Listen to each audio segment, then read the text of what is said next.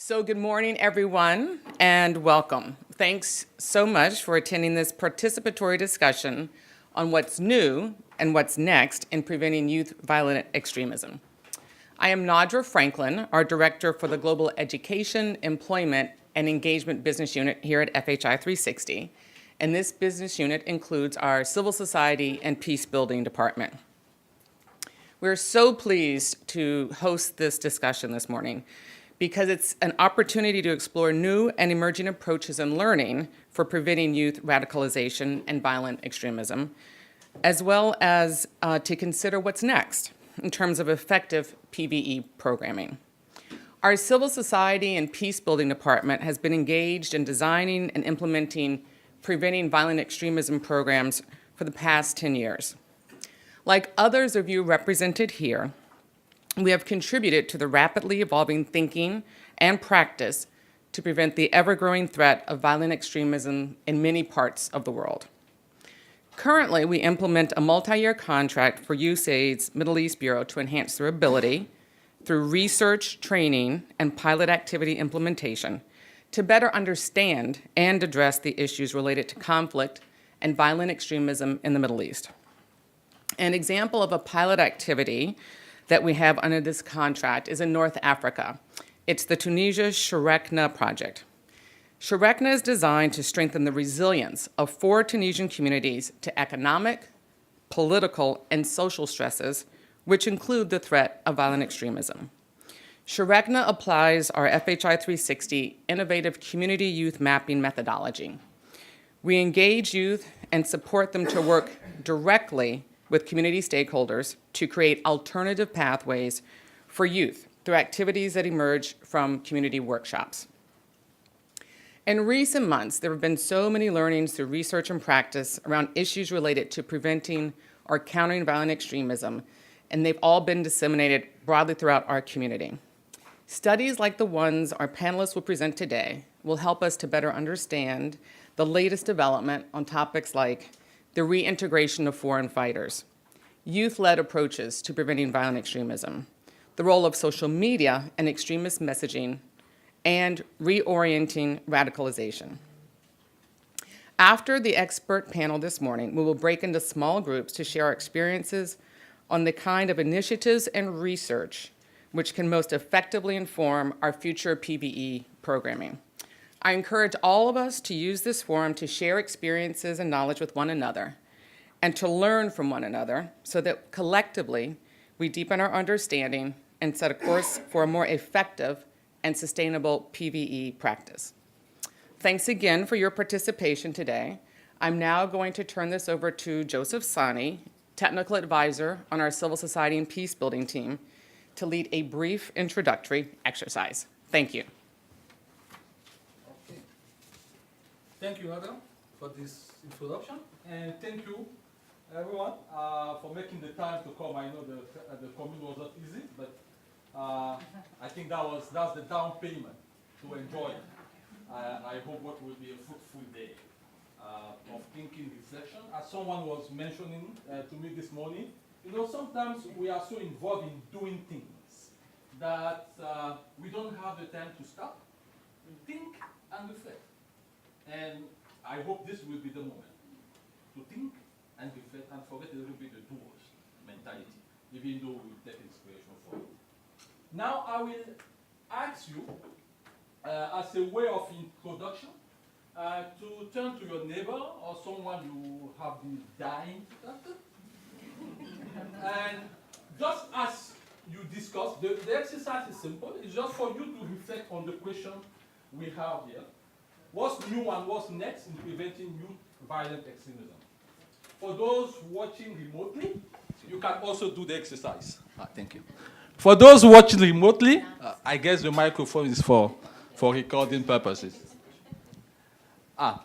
Yes. So for those watching remotely, you can also do the exercise, because at the end of the day, we will try to revisit this question and see if your thinking, your ideas have changed. Right? So you will take the time, just pick someone, and then you introduce yourself, obviously your name, not your age, your name, where you,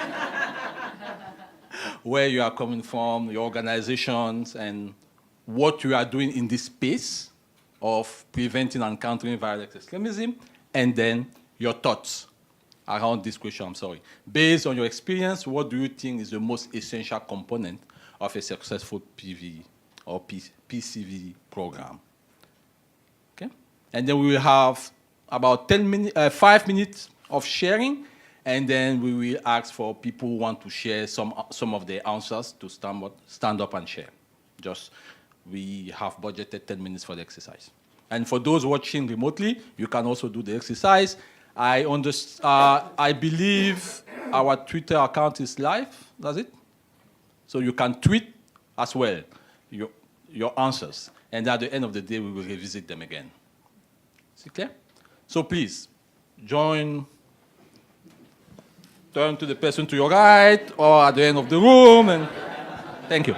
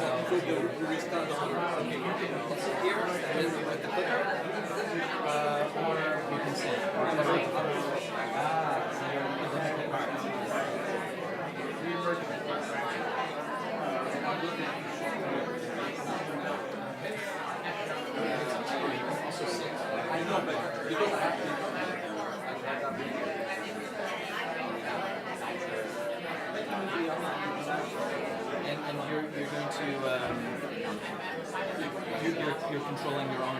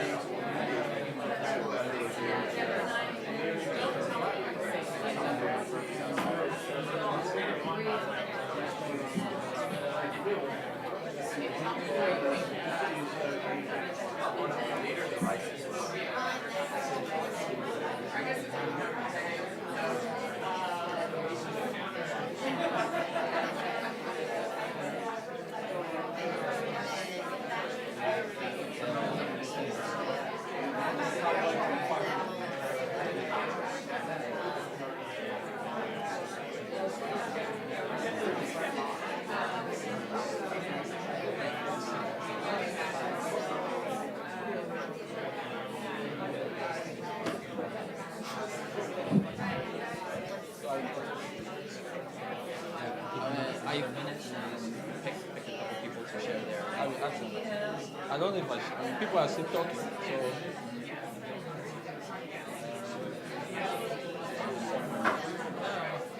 One more minute.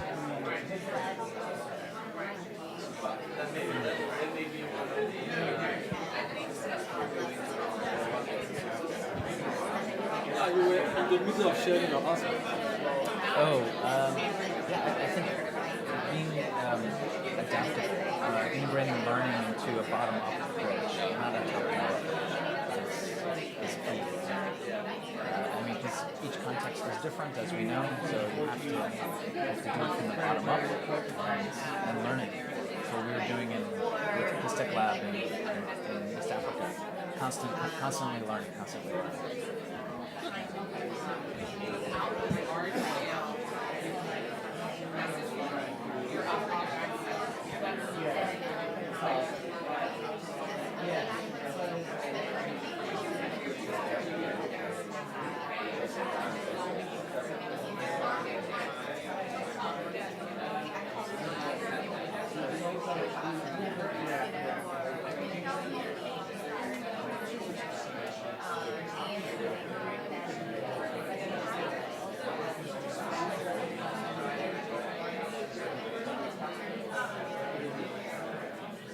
Okay, so can we have please your attention? Good. Please, any volunteers, people who would like to share their answers or their perspective on the question? Do we have microphones? Okay. Anyone to open the floor? Yes, sir. Hello, my name is Michael Stanisic. I'm with IBTCI. We're a monitoring evaluation program. I have done a lot of work on stabilization and VE programs.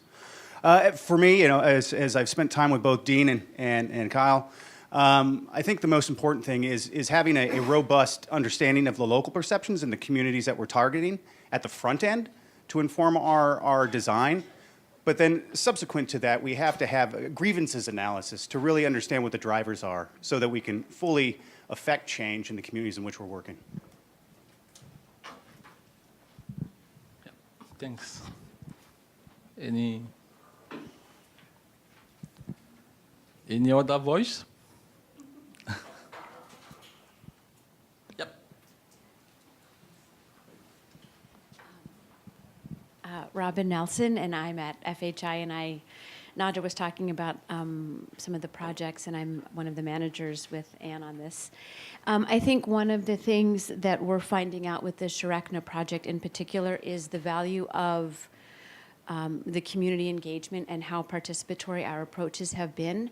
So while I think that understanding the environment and the drivers is really important, really having the community and the various stakeholders speak for what they want has been really important.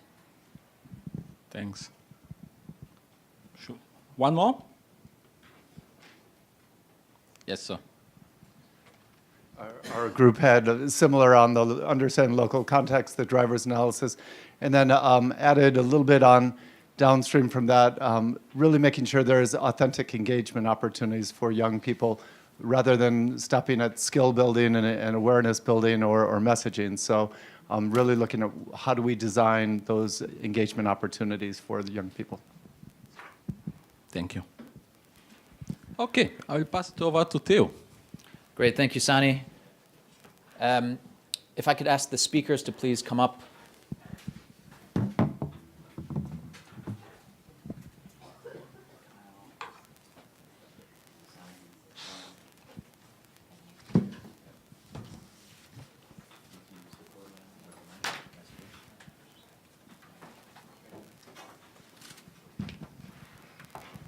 Great, welcome again. I'm Theo Dolan. I'm technical advisor with the Civil Society and Peace Building team here at FHI 360.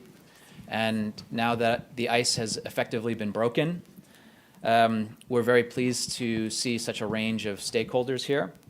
And we certainly understand that there's a lot of competition for your time with violent extremist-related events taking place around town seemingly every week. So similarly, as Nadra mentioned in her remarks, we've been flooded with recent research and learning from PCVE initiatives and interventions around the globe.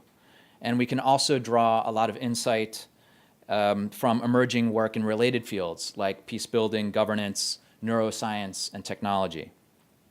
While this is generally a positive trend, how do we make sense of it all in terms of program design and implementation, and within the context of opportunities and challenges within each distinct VE-affected environment? So today's event has been framed as Preventing Youth Violent Extremism, to emphasize that the largest window of opportunity we have to combat youth radicalization and violent extremism lies on the prevention side. Equally, the focus of our discussion today is on youth, both in terms of interventions that target young people, but also increasingly PVE programs that are led by youth within their own communities. I think that's an important distinction. So with those perspectives in mind, we can try to identify where the gaps still appear in preventing youth violent extremism and how best to fill those gaps with emerging approaches that can reorient our thinking on effective PVE programming going forward. And this is our task for the morning. That's what we'll be discussing. So you should all have the agenda in front of you, and I'd like to get right to our expert panel, but just let me briefly outline the events for the rest of the morning. So the expert panel will be followed by a Q&A period, and this is your chance to ask your burning questions of the panelists and to extract as much information as possible from them. And also note that we're live streaming the expert panel, and we welcome our virtual participants to contribute their comments and questions as well. You can post or tweet using the hashtag YouthPVE. More information can also be found about this in the packets that you have on the table. The live stream will be stopped after the expert panel and the Q&A period is complete. The hashtag again is YouthPVE. Next, each of you in the room here will select from one of 6 discussion topics and join a facilitated small group conversation to delve deeper into each topic. And you'll see the topics are written on the flip charts around the room. The discussions will be as rich as the experiences, knowledge, and perspectives that you share with one another. We will then have a report back session so that participants can learn from recommendations of other groups. And finally, we'll wrap up by describing next steps. And following the event, we plan to compile and circulate a brief report with the results of the small group sessions. And finally, before we get to the panel, just a quick note. We don't have breaks worked into the agenda, so if you need to take a bio break, the bathrooms are straight out there down the hallway here. Okay, so I'm very pleased to introduce our exceptional panelists. Each of them brings relevant practical experience to share with us in terms of conducting innovative research and or interventions that address a range of PVE approaches. Since you have the speaker bios also in your packet, I'll just briefly introduce each panelist in order of appearance. So Kyle Dietrich, to my immediate right, leads peacebuilding and CV strategy planning and programming for Equal Access International. He'll be discussing some very recent research produced by Equal Access, which suggests a reorientation of radicalization. Our next panelist is Dr. Joseph Sany. He's a technical advisor for FHI 360's Civil Society and Peacebuilding team, and he'll be presenting on how to apply positive youth development approaches to PVE programming based on some of our own work. Our third panelist, very happy to see Dr. Lauren Van Metre, who's a lecturer at George Washington University's Elliott School of International Affairs, and was previously the acting vice president for the Applied Research on Conflict Center at USIP. And she'll be talking about some newly released research from Peace Tech Lab, which I was also involved with, which explores the language of violent extremism used on social media by youth in Mombasa, Kenya. And last but not least, certainly our final panelist, Dean Piedmont, is the managing director for the Preventing, Countering Violent Extremism Initiative, and he'll be drawing on some research experience in Sudan, Somalia, and Pakistan to discuss the reintegration and rehabilitation of foreign fighters. So we thank each of our panelists for joining us today, and we look forward to learning from their experiences and perspectives.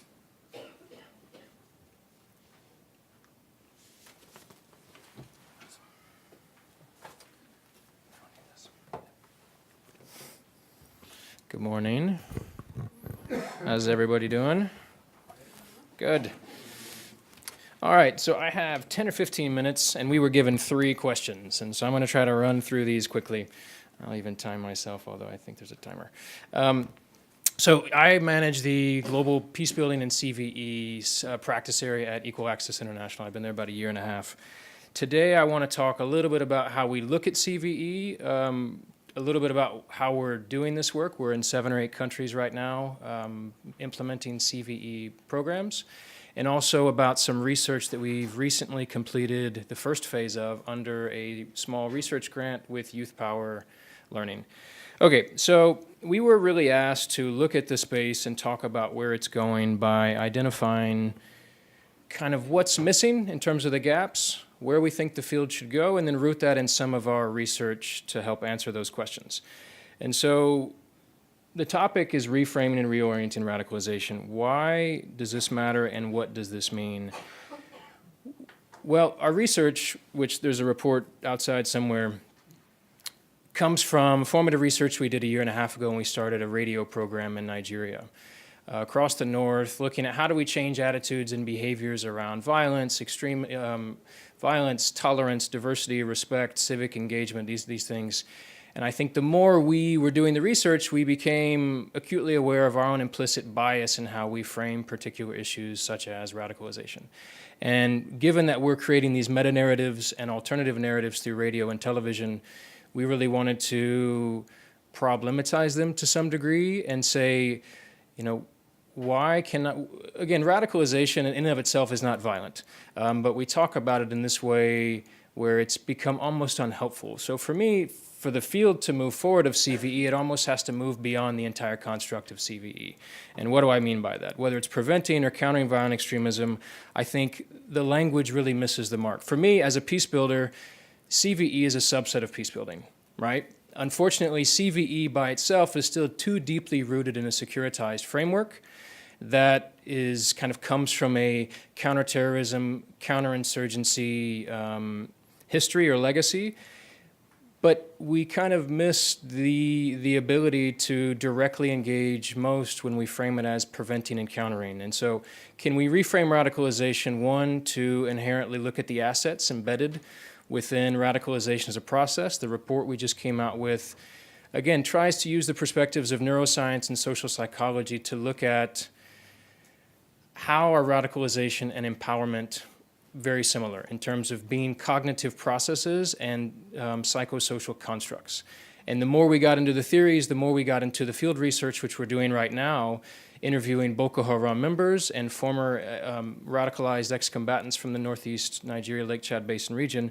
We started to see all of these things that are built into these 2 ways of identifying programs, which is around radicalization and empowerment. But yet radicalization we talk about as something to be prevented, something that is inherently negative, tends to lead to violence. Empowerment, on the other hand, is this very positive thing that we try to leverage, channel, tap into.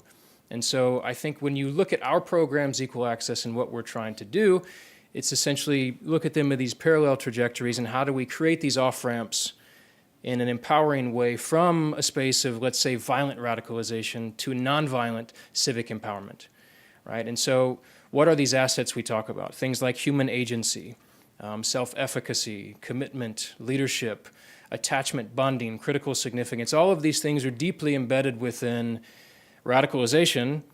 And granted, I recognize that a lot of people, particularly in the Boko Haram context, are forcibly recruited, abducted, coerced into participating. But I'm talking about those that join of their own free will. And so how can we look at society in terms of what is missing? What are these spaces that are lacking or not protected for individuals to engage in an empowering way? And then how can we create them so that, again, so we talked to about 30 current and recently demobilized Boko Haram members as part of this research. And there was such a disempowered state in terms of the afterlife of being in an armed opposition group, as we call them, But when they talked about being part of Boko Haram, their faces lit up and they seemed deeply energized because it was the most empowering experience of their life. Right? And so how do we recreate that as practitioners and policymakers? Because too many of the efforts, I mean, de-radicalization from my experiences is deeply flawed and not really the direction the space needs to go. And so we've provocatively put forth in this report the concept of re-radicalization, right? As just a way of getting people to stop and sort of question the things that we're doing. If you're de-radicalizing somebody, that's inherently stripping them of the kind of core elements of who they have chosen themselves to be. What do you expect? Well, you should expect frustration, right? It's not leading them into an empowered space, it's disempowered. And so if you understand what they got out of this experience, and then you tap into and channel that as we're creating alternative interventions, I think we're going to get closer to hitting the mark. But for me, one thing is to reframe radicalization. We have to change the way we talk about it. And then we have to look at this process of reorienting or redirecting radicalization, because it's this thing that has assets and has inherent strengths that we're not fully taking into account. Radicalization and empowerment are essentially processes of self-actualization, right? The top of Maslow's hierarchy of needs. And so it's not an anomaly either. It's not something that is a mutation from the human experience, right? People look for critical significance throughout the history of life. There are a lot of radicals in human history that have been positive. Jesus Christ was called a radical. Oscar Romero was called a radical. Martin Luther King, Nelson Mandela, Cesar Chavez. These are all radicals. And so how can we sort of look at these ways of characterizing and framing this experience of radicalism that's not in an inherently negative way? A couple other things I want to say. One, the entire space for me from CVE has to move from a deficit-based approach to an asset-based approach, right? We under a positive youth development framework. I'm not going to steal your thunder. We have these programs again in 7 or 8 countries, and I think everything we do, if we deny the assets of humans that we are. First of all, we need to be able to directly engage them, and we have legal obstacles, ethical challenges to direct engagement and interventions that we need to really think about and maybe change. Whether it's through research or actual material assistance and training, we wouldn't look at gangs in the United States or gangs in Latin America. We talked about this last week on a webinar. We wouldn't say we're going to solve the gang crisis in Central America by not talking to gang members, right? Or the gang problem in the United States, or the extremism problem, because there are a lot of extremisms happening in the US, by not talking to these individuals. And yet that's very much what we do in the CVE space. We're very much focused on the lower hanging fruit of sort of resilience and herd immunity, talking to all these other people and hoping that the other people will just get these sort of meta-narratives we're putting out there. But it's sort of a dereliction of duty for CVE practitioners to not directly engage with these individuals, given their outsized impact to be spoilers and to destabilize countries and regions in the world. And so we need to directly engage. We need to create more of an asset-based approach that taps into these, the visions.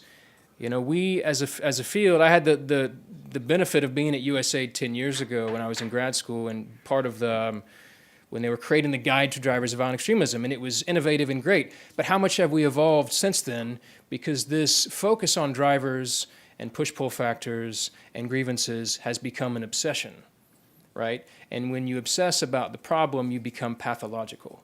And so how can you shift from a pathology to a vision and an asset-based approach to this work? Visions are what get people into violent extremism, right? ISIS, Al-Qaeda have compelling and clear visions for second-order change, for what they want the world to look like. We, as CVE practitioners, do not. We counter, we have alternatives, and we don't have powerful meta-narratives and visions that are organizing communities, right? We need to have hyperlocal and segmented interventions, but we also need to have these overarching organizing meta-narratives and opportunities that compel people. Why did 110 countries have people that were fighting with ISIS in Iraq and Syria?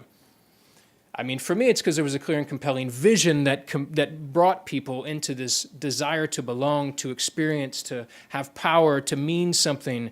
And this is the same everywhere in the world. Sure, some of the grievances are more transnational, some are more local, But if we don't orient our programs around, and I would say our policies too, around a vision, I'm not sure how far we can expect to go. A couple other things, time, is, and this is a little bit more challenging. Every conflict is a relationship, including CVE. And this idea of violent extremism and terrorism is inherently problematic because we create this mystical category of extremism or radicalization or terrorism, and we kind of deny our own ability to use problem solving or criminal justice tools and all these other things that we would use with gangs, we would use with rebel groups. But with terrorists, it's almost like we just have to kill them. Right? We don't have we're like, well, they're ideological, they don't have real political needs, amnesty doesn't work, this doesn't work, that. So we as practitioners focus a lot on prevention because we don't have good answers for how to directly engage. But one thing that we can also do and bring to these programs is beyond do no harm, conflict sensitivity, we need to acknowledge our contribution, right? To perpetuating drivers of conflict, to perpetuating dynamics of extremism, right? Whether we are implementing a US government grant and seen as an instrument of a government or any Western government, or we have these entire paradigms, we talk about behavior change, which to a lot of people sounds like social engineering. We need to be very aware of what we are bringing and also our role in creating, right, these dynamics that lead to violent extremism. I don't think there's enough of that. There's not enough self-awareness and humility in CVE programming, either as organizations, as countries that are the donors, or the countries that we're working in. My work is mostly in West Africa, the Sahel, and Nigeria, and I spend a lot of time trying to work with the Nigerian government and military and civil society and police to get them to, again, you can't just externalize this problem and expect people to change out here if the drivers and the institutional kind of violence is unchanged. And so we have to find a way of building that into our programs beyond just sort of hyper-targeting of radicalized individuals. A couple other points, because that's all I can do, is, so let's see. I'm probably going to stop because of time. I don't have a lot of time to get into much of this, but hopefully in the Q&A we can get to more of this idea of what an asset-based approach looks like and more of our research, which again is ongoing, and I can talk about some of the findings from what we've done by engaging with Boko Haram members. Essentially, we try to talk to them at 4 phases. Before life in Boko Haram, kind of what does the on-ramp look like, the life during, what keeps you there, what compels you to disengage, and what does life after look like? And then how at all of these levels can we create interventions and a different mindset to understand where they are, what they're looking for, why they're making these decisions, again, in a more inclusive and empowering way. So we're not saying, you know, cash for work or you need to do this. We're identifying their resilience, their protective factors, but we're more importantly rooting the next steps in our engagements based on what they want, because they all do. They all have clear visions from our experience. Abruptly, with that, I will stop. And thanks.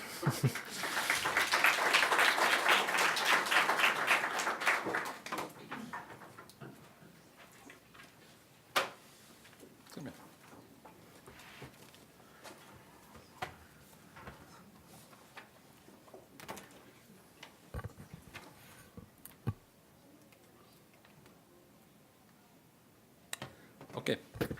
Thank you, Kyle, for setting the stage. I think the conceptual stage of my presentation, basically, is, yes, as we will just continue in my presentation through that momentum of paradigm shift, because what we are suggesting here is a whole paradigm shift from grievances, vulnerability, deficit to more the other aspect of that equation, aspiration, vision, assets.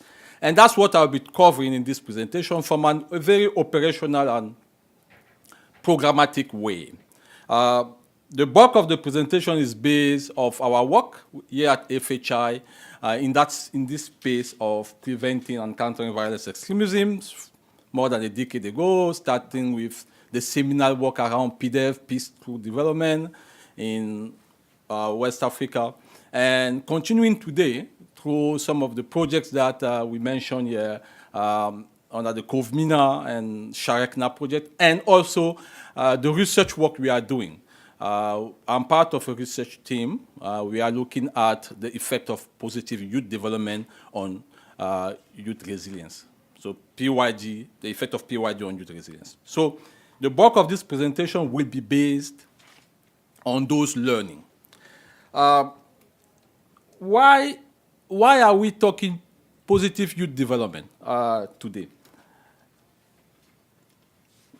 First, because based on this research and our work, we have realized that there are a couple of things that we need to tackle to move this field forward. What we will call these areas of possible innovations or improvement of the space of preventing and countering violence extremism. I call them blind spots because sometimes we consider them, sometimes we consider, sometimes we ignore them.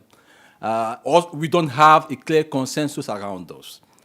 So the first, the list you will see here, we have identified 3 critical areas we think need tackling if we want to embrace this paradigm shift or be effective in what I think Romaniuk Peter called the second wave of CVE programming, where the focus is not only on individual but also community and structural factors.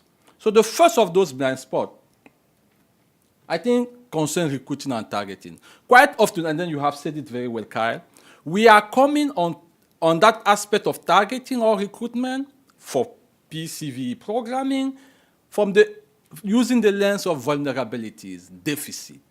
So we are looking at risk, as we call them, population. And that shaped the way we select, we target, and even design programs. We look at the glass half empty all the time. And that's just one side of the story. And then throughout the presentation, I will dig a little bit deeper on why this approach of things may actually contribute to the problem or to us, better, miss the mark. The second blind spot is the resilience dilemma. Basically, now that most CV with the interest on building, addressing structural factors, working with communities, which is welcome, it's important. We cannot dissociate the individual from his context. But there is an underlying assumption that individual resilience will make a resilient community, or vice versa. Resilient community will make a resilient individual. And that's not, it may be true, but the evidence is not out there to prove that. We may have contradictory paths. Those 2 pathways of resilience may actually contradict one another. You can have resilient individual who will lead to negative social outcomes. And by the way, as I was preparing for this presentation and working on the research, I came across the recruitment manual of ICE. Actually, in the recruitment manual, ICE is targeting resilient individuals. They make it clear. Don't spend your time with cowards. Don't spend your time with stinging people. Don't spend your time with people who are loners, who are not in the community, who are not. So, in fact, they actually shy away from the picture of what we call the vulnerables. They are targeting the most resilient people in our communities. So that struck me. And as we will see, it has programmatic implications for us working in this space. The blind spot is, of course, building the evidence base. I will not research the litany of challenges of building high evidence using RCT, mixed method, etc. But I will just raise a little bit in our approach the need of learning. Not just to prove effectiveness, which is critically important, we should, but by doing that, it seems to us that there have been a lesser focus on critical learning and adaptation. Those are the 3 blind spots we thought we may address in our presentation, and also, based on our experience, using PYD, see how PYD, positive youth development, can help us start the constructive conversation around this brand put. We don't say we have the answers or PYD is the answer, but at least to challenge our mind and the paradigm, our programming paradigm, to improve this thing, just like Kyle did at the beginning. So just a quick note on PYD, positive youth development. It's a philosophy and approach. It's just a way to say we have, in the 90s, the focus was too much on youth as problem bearers, as at-risk populations, and we were looking at young people from that perspective. And there was a shift on, instead of looking at young people from a problem lens, we can look at them from an asset-based lens, aspirations, right? That young people do have connection, they do have skills, and we can tap into those. We can leverage, nurture those. Basically, that's the concept of PYD. And there are, as you can see in the circle, there are four key domains. Assets, recognizing that young people do have assets, skills, connection, etc. And agency. These are people who can decide for themselves, who have dreams, and who can pursue those dreams. They have agency. And they can contribute to the community as well, the pro-social outcome aspect. And we know this even intuitively. I mean, thank God they are like that. Otherwise, the future of the world is bleak. I don't think there are young people here. I mean, they are, of course. But I can sleep at night because I know the future is in good hands, because these young people can do things, will do things, they have dreams, right? And so, but in our programming, we seem to forget that. We seem to forget that we are talking to people who have these things. And we also recognize that there is the enabling environment, the need, as everyone does actually, an environment that is nurturing, the type of connections, mentorship that can support the growth of those assets and can allow young people to contribute. Basically, that's a philosophy. It's a paradigm shift from the deficit or vulnerability look to a more asset-positive view. It doesn't mean we should ignore those vulnerabilities or the deficit. We have to, but we have to tell a complete story. It's a holistic approach. So how does this approach help address the blind spots? I wanted just to present quickly, because the bedrock, if you want, of this presentation is also, we will be talking a lot about Shayana, which is an FHI US aid-funded project in Tunisia, where we have exclusively and intentionally, in collaboration with USAID, really use the PYD approach. And so the Shayana project, I mean, the theory of change is clear. If youth are engaged and empowered to identify and address economic, political, and social stresses, particularly VA driver, and if community-led actors' capacity to collaborate with youth in addressing these drivers is strengthened, then youth and the community will be more resilient. So we tackle both the youth aspect of things and the structural element, so the community element of these communities. So Shayana will be in the backbone, as I explain and provide examples. And also, some of the initial findings of the research we are working on positive youth development and its effects on youth resilience. So the first thing is about targeting. So we move from youth as problem bearers to youth as asset bearers. And so for that, one of the ways we have operationalized it, one activity is the community youth mapping. One element. So in fact, through that process, we recruit young people who will go out there in the community and try to provide and identify not only some vulnerabilities, but aspirations, opportunities, and risk-taking initiatives. So risk-taking in this context is not negative or positive. Risk-taking is just the patterns of initiative taken, young people display. Right? And so these young people will go out there and collect that information. So that's one way of having a holistic understanding of the community and youth in the community.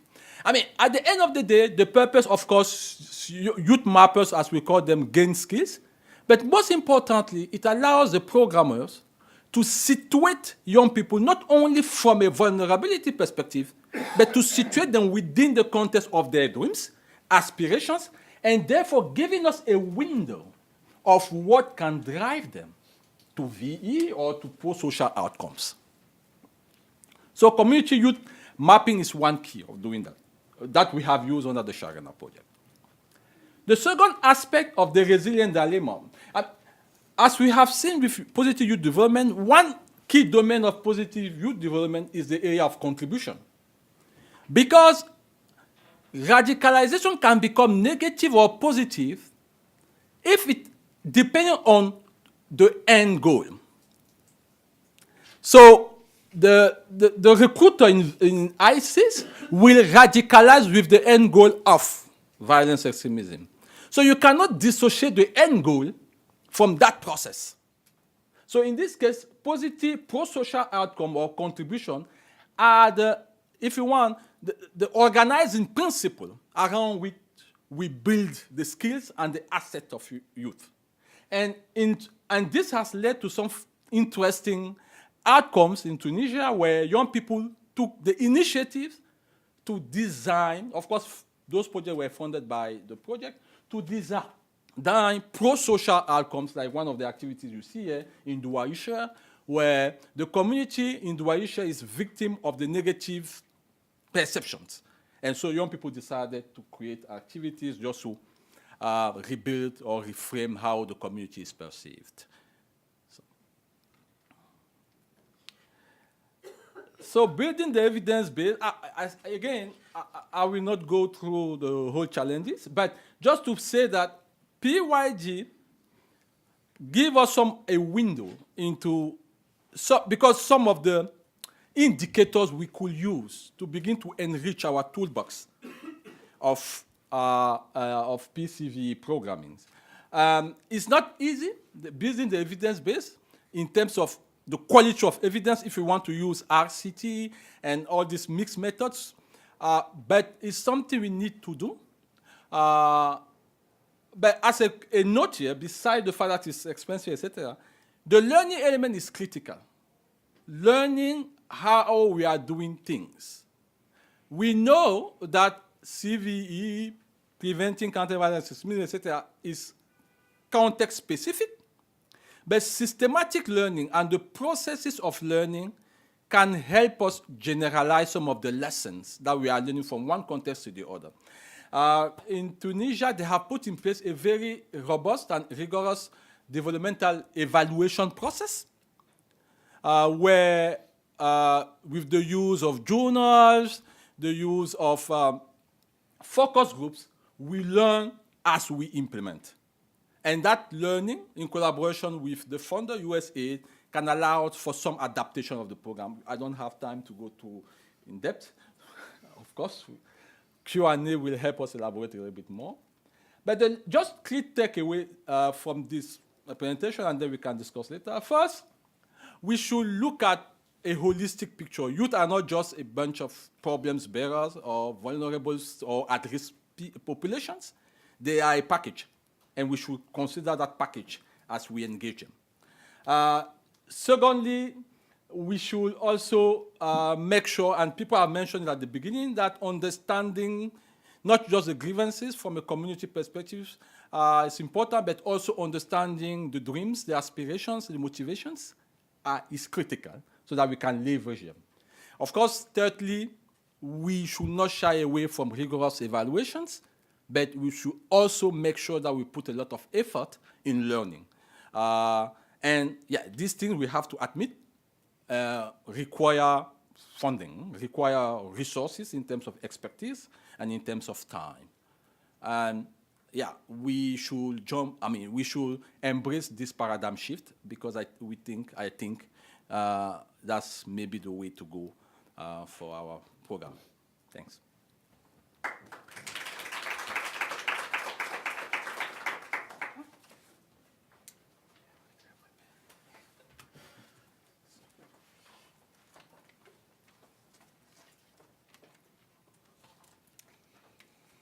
Thank you very much. I do it myself? Okay. I want to, first of all, thank FHI 360 for the invitation to speak today. And I do want to say this project was done in collaboration with Theo Dolan, who's also the moderator. So Theo, any point you want to chime in terms of the results of the presentation. So the purpose of this study was to establish a baseline lexicon of online hate speech that we could then use to monitor the social media environment in Mombasa, Kenya. And probably the overlying theme around this project was that, you really can't do prevention of violent extremist work without understanding the language that youth are being exposed to and using around violent extremism. And that certainly that implies to counter-narratives, which we all continue to see as a deficit and gap, that we do this counter-narrative work without understanding the media and narrative environment within which youth are immersed. So Peace Tech Lab had tested this monitoring tool and approach in South Sudan, and it showed a lot of promise there in that spikes in social media hate speech in the communities that they were monitoring correlated somewhat with spikes in violence. So we wanted to take this tool and apply it to Mombasa, Kenya, and specifically hate speech being used by violent extremists in Mombasa to see what was sort of the relationship between social media messaging and violent extremist activity in those communities. Why Mombasa?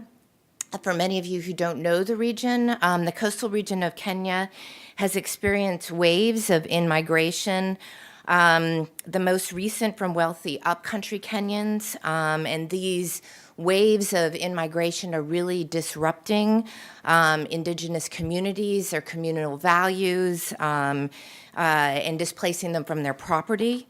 In addition, Mombasa's Muslim population has really been affected by the growth of Islamic sects, Salafists, Sufis, Wahhabis, which have really divided the faith community. This is one of a number of factors that is really marginalizing the Muslim community in Mombasa.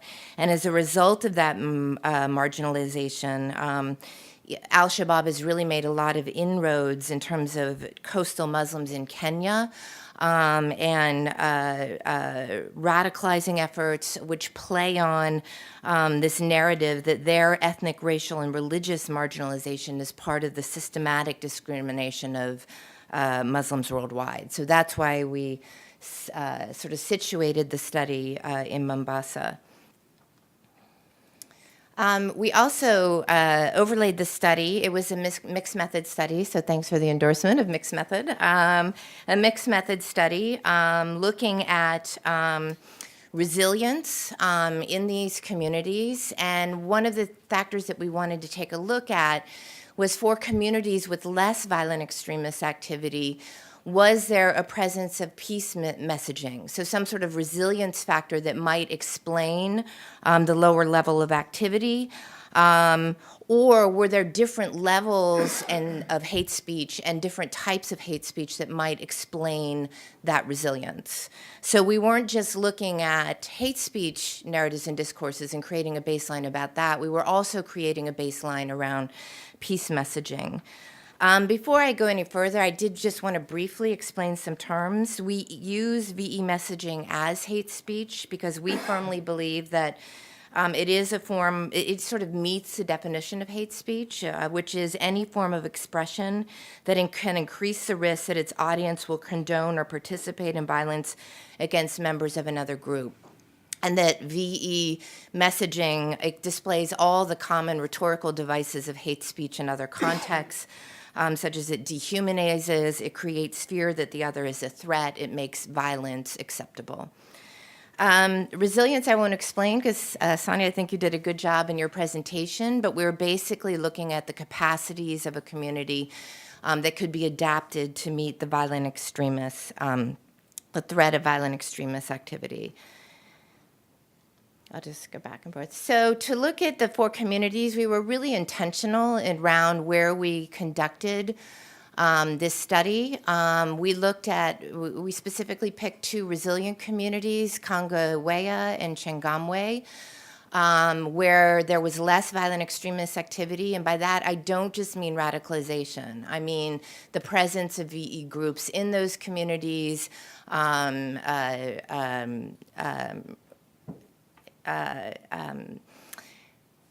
speeches in mosques that radicalize, the growing presence of VE groups in mosque communities, so the whole range of VE activity.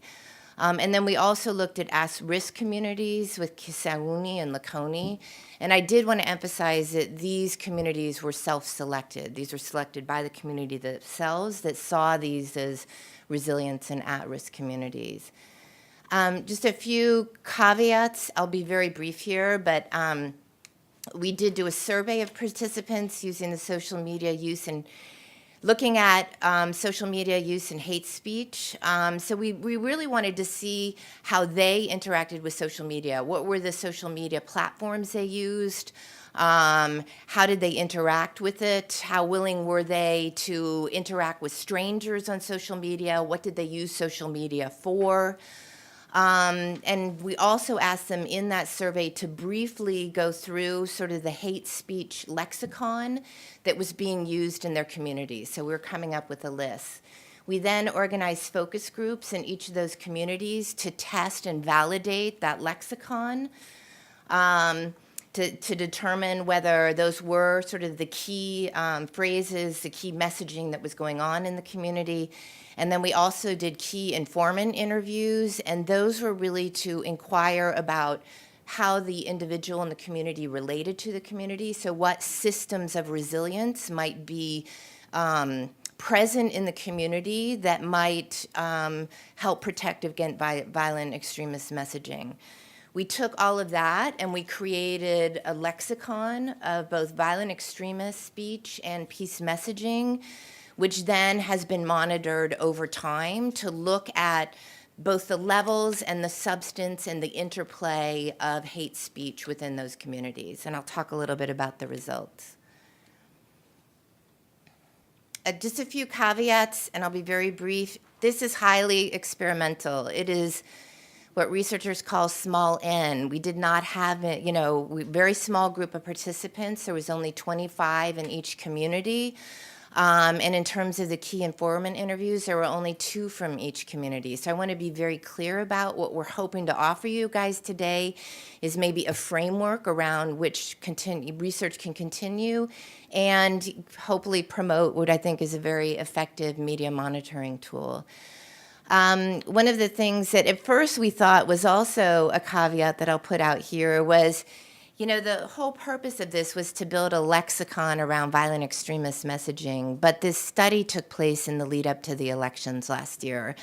So it was really hard in some cases to get communities to focus on violent extremist hate speech versus electoral hate speech, right? And to discriminate between the two. And this is one of the things that our research partner really wanted us to do. In the end, I think we made the right decision in that we said, we're going to take all of the hate speech, okay, and we're going to monitor over time. And I think that yielded some really interesting results, which I'll talk about in the end.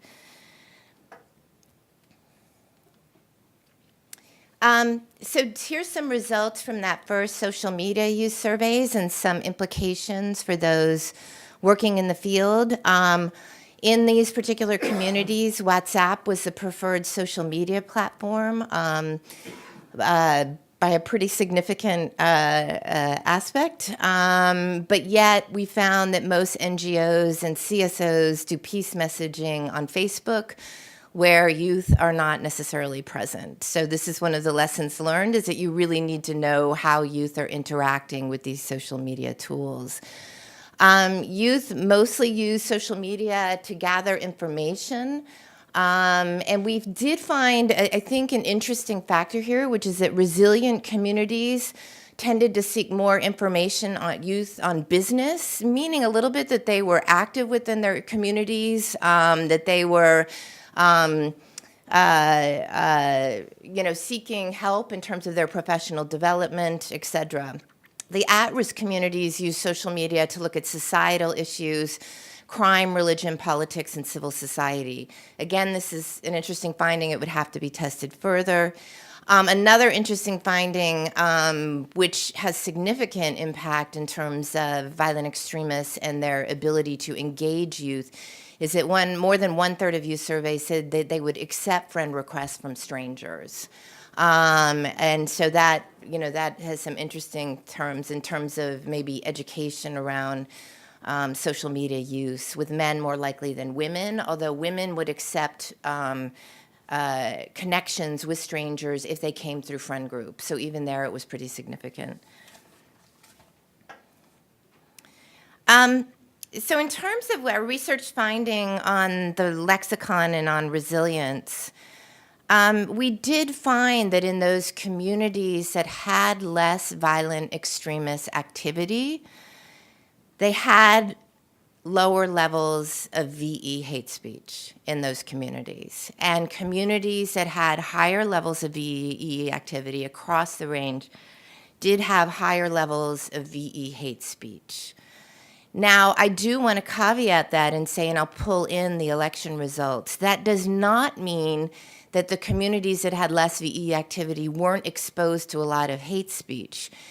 Those communities were exposed to a lot of electoral hate speech, which led us to think that they were a little more at risk for political violence than they were for VE violence. So we began to see sort of, if you monitor sort of the range of hate speech, that you could possibly see what different types of violence different communities are vulnerable to.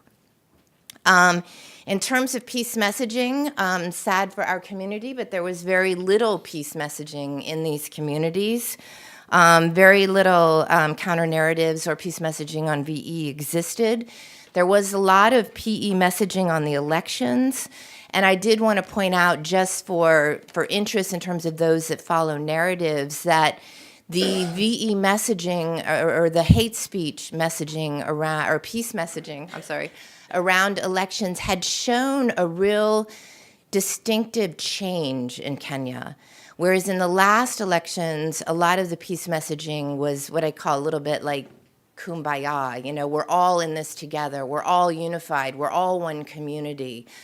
But the peace messaging, I'll call it, or the attempts to prevent youth from engaging in violence had really changed in Kenya this go around, in that it was a lot of messaging around the negative effects of violence, to youth. So the real personal consequences of engaging in violence, what it did to you, what it did to the community, with very graphic depictions of youth engaged in violence and the effects.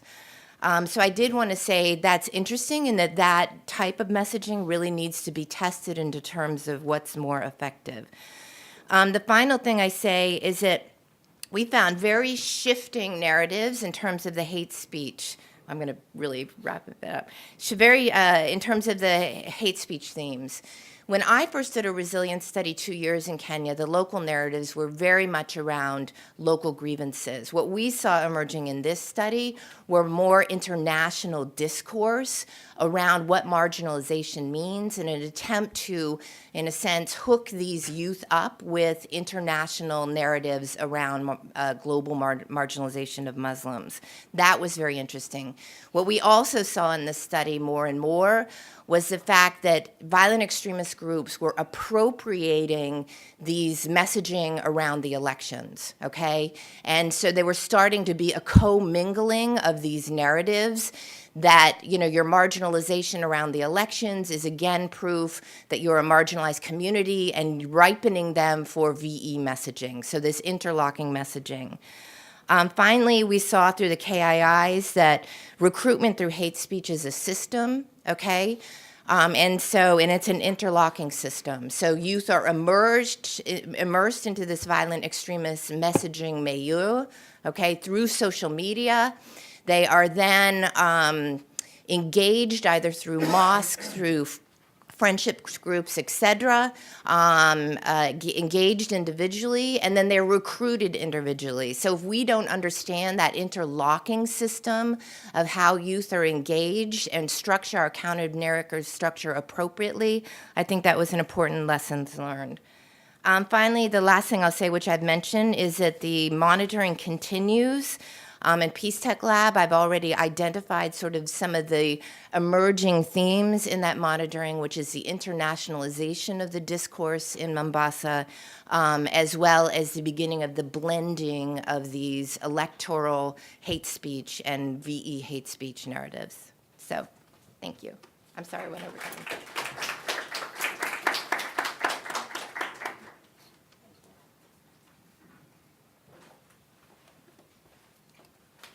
Good morning, everyone.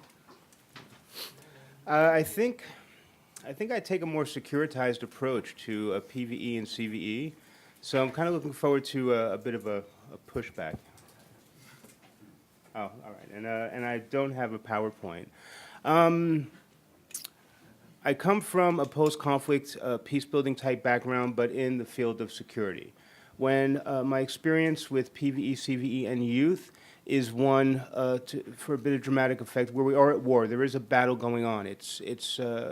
And for that reason, I do focus on the security side of things. Not the hard security lens, the softer security lens. So I've structured this talk around reintegration becomes the focal point, and I believe that allows for cascading into necessarily rehabilitation and to foreign terrorist fighters, FTFs, and DTOs, designated terrorist organizations, which accompany FTF situations. So I've identified 4 reintegration gaps that I want to put forward. Then when I talk about what is needed to fill these gaps, I draw on 3 case studies, and I try to draw a broad swath because the CVE, PV issue is global in scope. And then I kind of refocus that again on 3 recommendations. I'll try to break them down as well. We talk about reintegration often, and if I were to ask everyone in this room to define reintegration, we'd have 50 people giving 60 answers. And then a few people would go to Google, because, of course, why not go to Google, and then make it easy on themselves and they go to Wikipedia.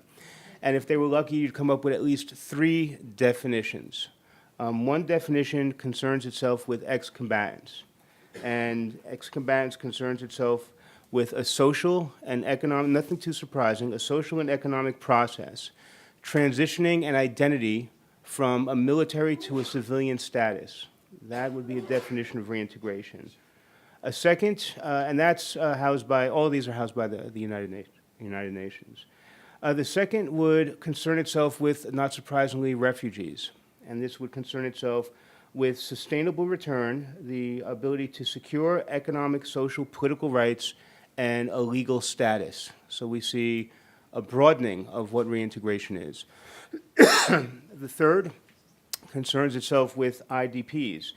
And I think reintegration with respect to IDPs is it's experiential in nature, and it's experienced by everyone, and it involves a psychological aspect, and it involves the restoration of dignity. These are important insofar as we ask ourselves what to do in reintegration, yet the international community has never defined what reintegration means. So how do you determine and achieve success in reintegration? Where all these definitions do converge, they converge with the understanding that reintegration is a long-term process.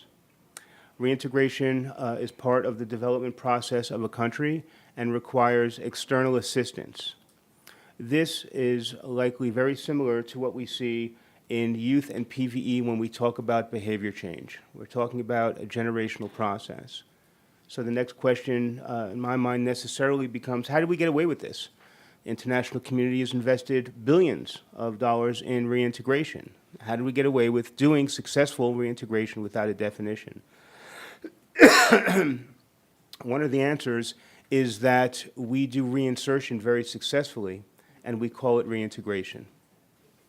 Reinsertion is a series of outputs that are measurable, that are deliverable, that we rely on, that we have an over-reliance on, and most often takes the name of vocational training and other areas that also come within this vocational training package. The time limit we're given to do reintegration, masked as reinsertion, especially in a DDR program, is 36 months. Not 37, not 35, 36 months. So as operators, we deliver effective reinsertion. We get out of Dodge in 36 months, and the international community wonders why in 3 or 5 or 10 years we have a failure. Non-state armed groups know this. How could they not? We're operating in their environment. And they simply have the ability to outlast international will as expressed through donor support. This is exacerbated now by the NSAG, non-state armed group, now being expressed through a violent extremist organization. So we have new conflict dynamics that we have to deal with in the CVE environment, PVE environment for youth. And this is, reintegration is exacerbated by the fact we're trying it in active conflict. We have much more limited access to the areas of operation, to our geographic space, to the local communities, depending on how we frame this. Our ability to do capacity development and resilience, even with the political and national will to do so, is limited by a changing conflict landscape where we may have to exit the environment. And groups and individuals, including youth, increasingly elevate themselves to the status of DTO, which means we cannot access them for reintegration, should we decide what reintegration is. So what we've seen in reintegration, we have several definitional parameters. One is, these are not exhaustive, economic, social, political. I would argue cultural, and in the new environment, I would go as far to add a spiritual component as well. What does this mean? Are there examples where these are being undertaken intentionally or otherwise? In Somalia, and the international community would do good to measure and watch what happened in Somalia. Say the change, the theories of change in Somalia took place from 2012 to 2014, where we supplanted the primacy of socioeconomic reintegration with social reintegration. And we framed it in socioeconomic terms in order to get donor buy-in. And the framing went something like, a lack of social reintegration is a barrier to market for persons and youth reintegrating. And we did this by asking a simple set of questions. Would you hire a carpenter coming out of Al-Shabaab for $5 a day, or $2 a day, or would you hire someone else for $5 a day? Would you hire this carpenter if they were the most skilled? Would you hire the other carpenter who was more expensive and less skilled? Invariably, people would hire the non-former Al-Shabaab, less skilled, more expensive carpenter. Therefore, the social reintegration became our logic for a barrier to market.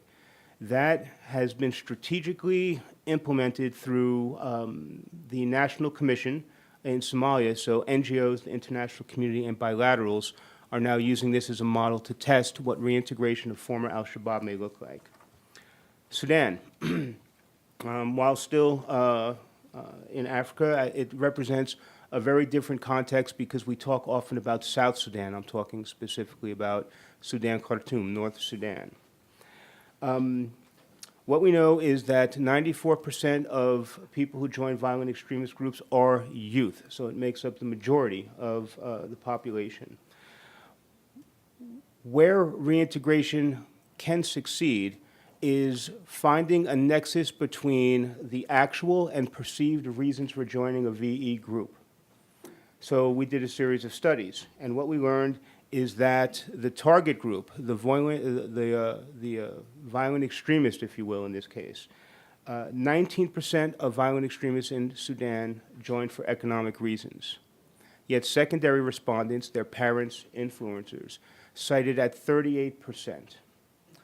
Conversely, where are we? At 35% joined for ideological reasons. The notion, the programming nexus then became, in order to program with efficacy, you could program very efficiently around economic and jobs and livelihoods, but you have the wrong programming nexus because you're targeting a minority of your caseload. It's getting together and closing the gap between the perceived and the actual. That becomes the programming nexus. Building resiliency around that nexus, should you be in an environment where you need to retract yourself from the environment, provides an optimal programmatic entry point and strategic point for reintegration. We did a further study realizing that we asked, how long have you been in this violent extremist group? In this case, it was, interestingly enough, ISIS and former long-term Guantanamo detainees. So it was a very interesting study. 86 of them, it was not a small number, 156 former ISIS members. And we realized time had gone on. So we then asked, why do you remain?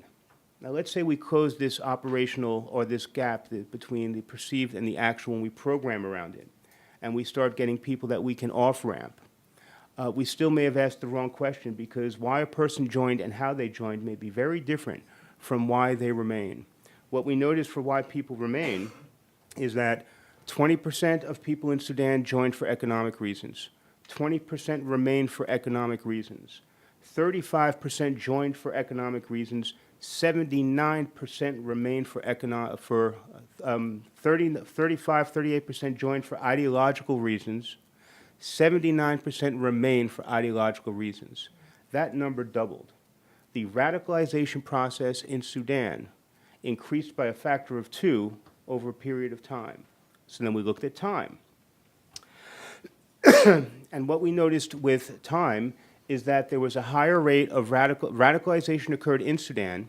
Radicalization towards violent extremism occurred out of Sudan. So now we had a time frame. 60% of those radicalizing were from universities that took between, I think it was 4 months to 12 months to radicalize. 10% radicalized over a 2 to 4 year period. Those who were poor around border areas at the same percentages radicalized between 0 to 4 weeks. So now we know where we have to target and how we have to target. Now we know about remaining. When we get into a bit of the cultural and the spiritual, I didn't touch the cultural there. I'd look at the Bangsamoro Framework Agreement in the Philippines. And while the framework has seemingly fallen apart, the framework of, I believe it was 2014, called for the institutionalization, the normalization of relations between the Moro Islamic Liberation Front and the government of the Philippines through institutionalization of the Basic Law. The Basic Law is a form of Sharia law, a conservative Islamic law, that would have allowed cultural autonomy, the ability of the Bangsamoro people to register and provide for their own security, carry their own arms, police themselves, as well as use their own language, another one of the reintegration definitions for an IDP in this case, as well as develop curricula around their history and their culture. This was one of the first examples of a cultural and almost spiritual reintegration framework that was written into a peace agreement that was never implemented. Moving quickly to recommendations. My time is running super short. There is a reemergence of DDR, disarmament, demobilization, and reintegration. We see this today in Yemen, Libya, Nigeria, the U.S. government's expansion model. We see it across the Sahel, Somalia, Kosovo, and places like the Philippines. We'll see it again in Afghanistan. The international community would do very well to understand some of the old models for DDR can be deconstructed, re-engineered, and repositioned to fit today's conflicts and what we're looking at today in PVE and CVE. I would say a second would be, I would be very curious to look at a study to see how much of the international community's efforts in PVE, CVE for youth focus on pull factors versus push factors. I believe there's an over-reliance on push factors, and we don't even talk about enabling factors. These are very rudimentary. Push factors are more sensitive. Governments don't want us to deal with those issues of legitimate grievance, governance, and sovereignty, and it distorts metrics. If we see successful reintegration and reabsorption into communities by youth with communities that are sympathetic to their cause, we're not mitigating violent extremism at all. And we see this in part, inconclusively, but in part in southern Punjab is a good example. I would say political reintegration at the macro level. We have several successful examples coming from the 80s from South Africa, Angola, Mozambique, Namibia, where terrorist organizations turned into liberation struggles, turned into nation states. We have Tajikistan, where there was enormous reintegration through an effective security sector integration, leading to a fairly stable state. And in Iraq, we have tactical examples of successes with commander incentive programs over short periods of time. An area where we have an opportunity to do this is pro-youth CVE policies in Kosovo through the Ministry of Interior with the Civil Protection Corps, the FARC with youth in public sector integration in Colombia, and we see it reemerging with children of veterans in Namibia and Angola in a preventative way. The last and final is community governance. I have several points here. I'll focus only on one, and it's the notion that, again, in Sudan, 67% of women remain in violent extremist groups to be of service. 63% of men remain for a sense of ideological duty. There is a humanitarian imperative that youth are experiencing that is not being serviced, and violent extremist organizations, or the myth or the perception, seems to be an area. Reintegration that includes civic engagement could be a way forward that should be a part of a practice area and should be piloted, modeled, and measured for effectiveness. Thank you.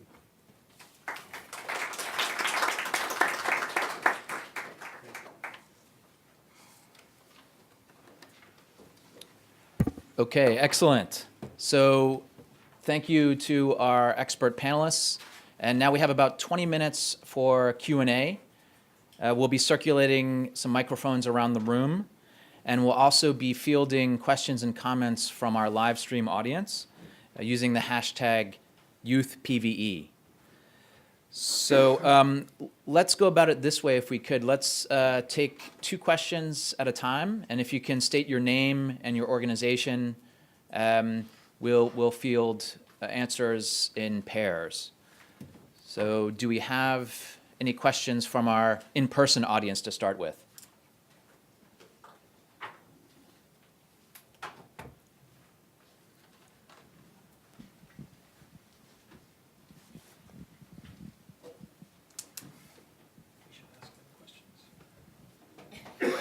We can ask you questions. See if you were paying attention. Peter. I may not need it. Yeah. So,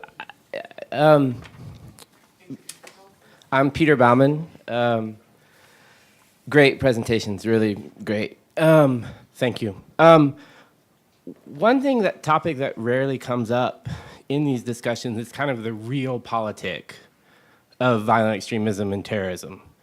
You know, there's an interest in having an internal threat in your country. You get a lot of aid, you get military aid, and you get to ignore what's happening in your own backyard.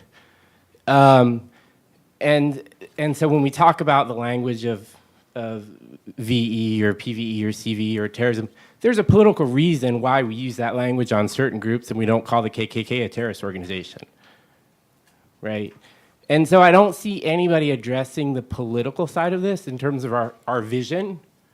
You know, we changed the name of a building in Jerusalem to say the US Embassy, and then we spend $10,000 on an equal access media program to counter that. We give billions of dollars of military aid to Saudi Arabia, and then we try to liberalize Salafist imams in Niger. So what's the political angle of this in terms of the US government and other governments, in terms of the interest in governments using terminology like terrorism and violent extremism to maintain power? Netanyahu's a great example.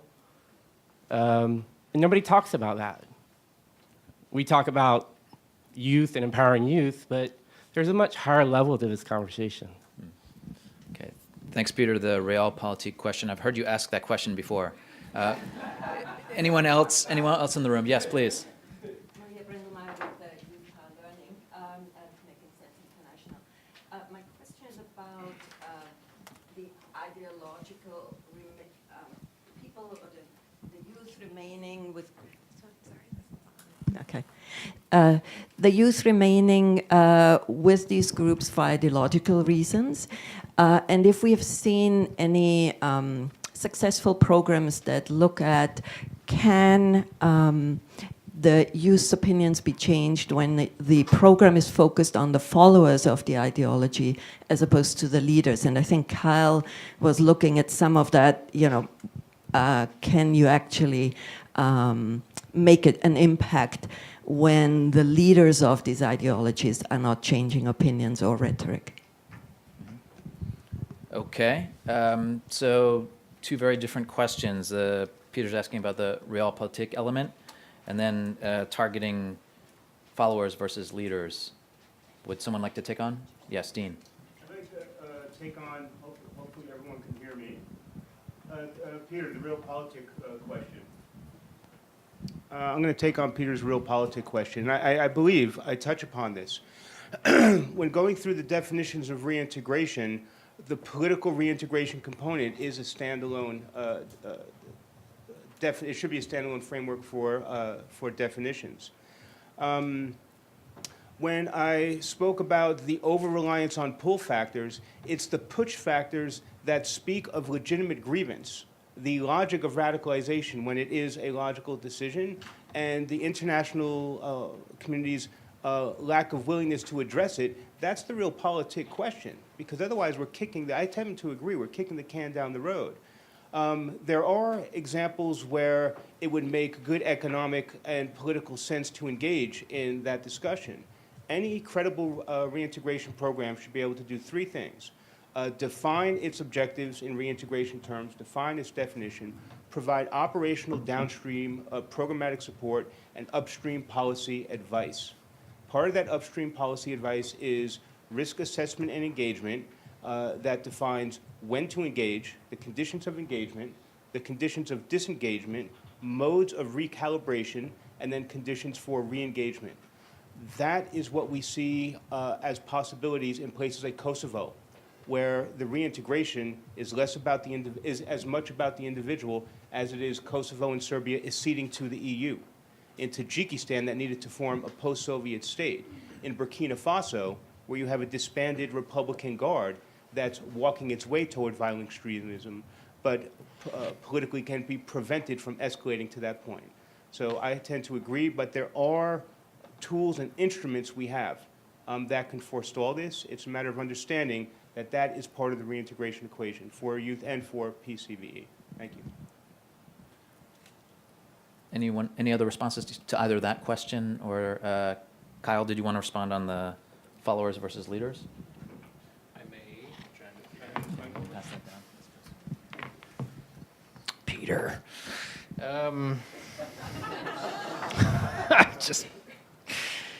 This is an off the record. We're being filmed. I can't. This is not a good question in a public forum. Yeah. Rewind.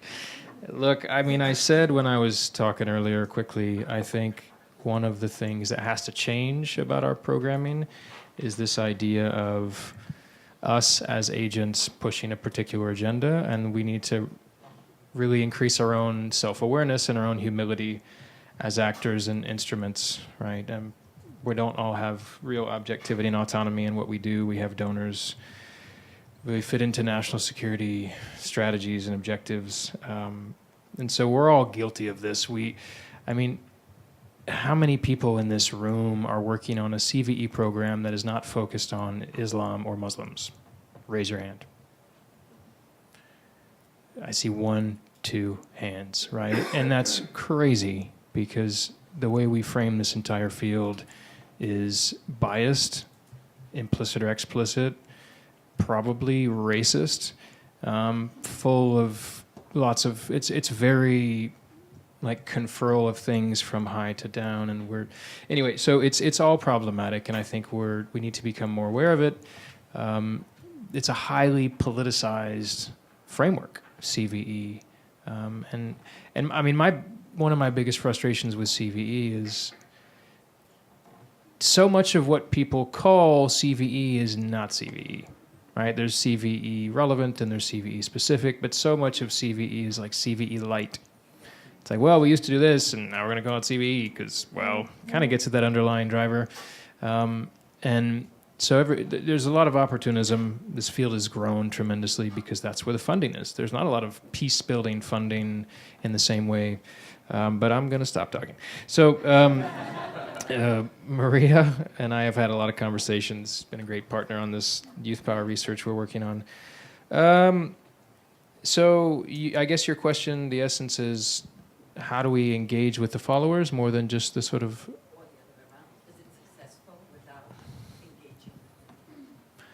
So say that again. Do we need to prioritize engagement with the leaders? Yeah, I mean, that's, I think, what we're trying to do. So the research that hasn't come out yet is, talking to more deeply ideologically driven individuals within Boko Haram or armed opposition groups in Nigeria, either aligned to ISIS or Jazz, we call them. And so a lot of them left for reasons like they missed family, they were tired of violence, they, missed just freedom, tired of the injustices because the group kind of had mission creep and did all these bad things. And so as we're looking at disengagement, I think we can continue to push like powerful alternative narratives. I think they work. I mean, we have radio programs in northern Nigeria, for example, that reach 20, 25 million people a week. And we interviewed, as part of our inline research from sort of season 1 of these programs, dozens of fighters and radicalized individuals to see, like, are they listening? What do they think? And they are. And they've, again, I think what we've been trying to push is issues around humanization, depolarization, destigmatization, and because without those things, rehabilitation and reintegration are not possible. If you don't humanize the individuals and teach communities that they also have to change with the reintegration process, it's not just like these people are going to completely change to fit back into what existed before. It doesn't work that way. Like I said, it's a relationship, and I don't know that anywhere has been done in a really empowering way. The Balkans probably have more experience. They have much, smaller numbers of foreign fighters. But I think for what we're trying to, the nut we're trying to crack is this idea of off-ramps and alternative pathways in empowering ways, right? That individuals can, with their own vision, but right now we're so far from that in our policies. We have such dehumanizing frames that we put on these individuals. I mean, this is why we're having a reframing radicalization discussion after. That I think we have to change the way we frame it, we have to change the way we look at these individuals, and we have to prepare communities in different ways to recognize their contributions, and we're not comfortable with that. None of us are. We want to just blame the other. Thank you. Lauren had a response. I a little bit want to address your question, Peter. Before this study, I did a study on community resilience to violence in Kenya. And one of the factors that I found of no surprise to anyone was that the actions of the police in those communities not only further radicalized community members, but they also damaged community resilience. So they really degraded the ability of the community to take care of its own violent extremist problem. And I can talk a little bit in detail maybe in the in the after discussion. But this led me to think, and that there is in some ways a role for research here, okay? So depoliticizing this, and we need to do a lot more on research and evaluation on the impact of the state in these environments. How does state rhetoric inflame? How do heavy-handed police, because we have a lot of anecdotal, but we don't have the evidence, okay? And so I think there needs to be a whole field here about state activity and its impact, and from there building to, real, even moving towards sort of like political responses to state activities based on evidence of the impact that they're having. So that's just my plea for more research in the area. Okay, thank you. 1 second, please, Mark. I think we have at least one question from the virtual audience.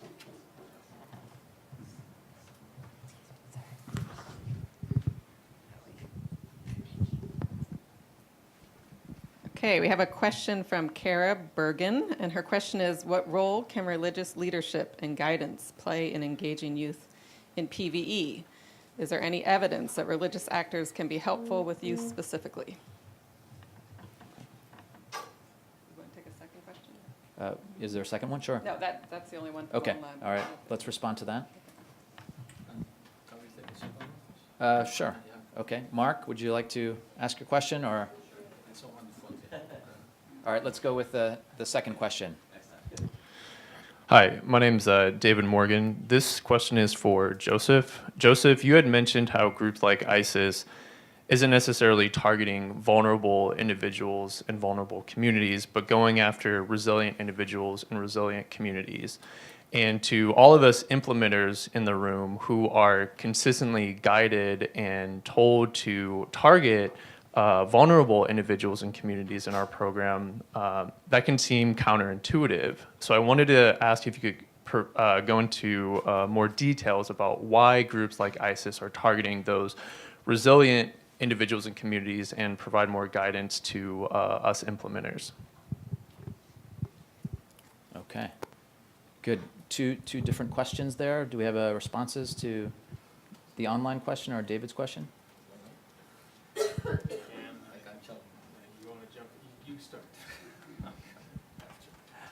In terms of the influence of leaders, religious leaders, again, I mean, you can speak more to it. I think what's important here is the credibility and the legitimacy of the person speaking. I think, be it a religious leader or a civic mobilizer, citizen mobilizer, I think what's important really is the credibility and the forum and the format. I remember we were doing an evaluation of a project back in the days, AED project in Chad, PDF, where what we found was that by creating a space where the so-called moderate and extremist religious leader will engage in a conversation about teachings, etc., was more powerful than just having messages delivered, right? So exposing, again, these young people or community to this kind of conversations will be more powerful than any message that seems to be top-down,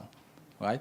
And secondly, about messaging, what we have found as well is that message is just the final product of a meaning-making process. And we seem too much to focus on the message, on the product, than understanding how communities and audiences make meaning of events, of symbols, of international public policies, etc., of myths, or even choosing traumas.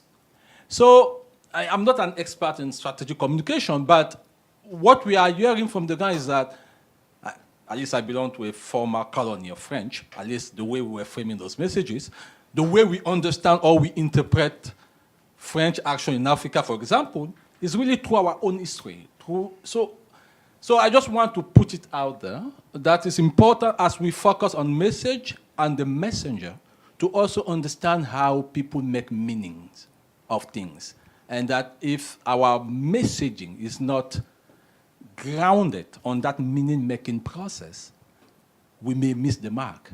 And one aspect of meaning-making process is actually exposing people on those kind of conversation between leaders, having this contradictory point of view, so that young people themselves can make sense of what they are hearing.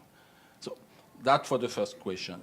For the second question, about the targeting strategy of ISIS in the thing, the book is online. The recruitment guideline is online. What I was struck because, and it was a shock to me because we focus so much on vulnerable loners, people who are coming from broken families, so to speak.